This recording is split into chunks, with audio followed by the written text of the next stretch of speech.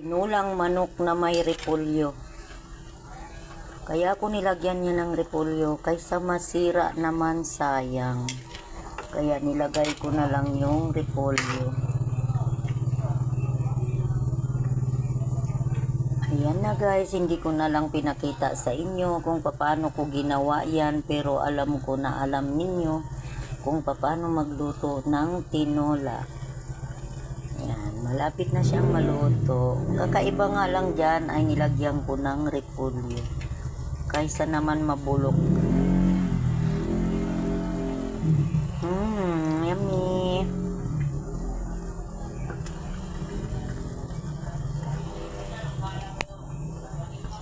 At aantayin ko lang na maluto yung kanyang, pero dahil mainit naman ay maluluto na guys. At yung aking tinola, pinartneran ko ng kilawin dahil hindi na 100% na sariwa, kaya binabad ko muna siya sa suka, saka po siya nilagyan ng timpla.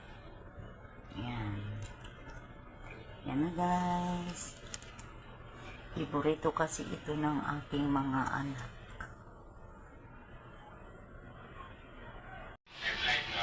Tara na.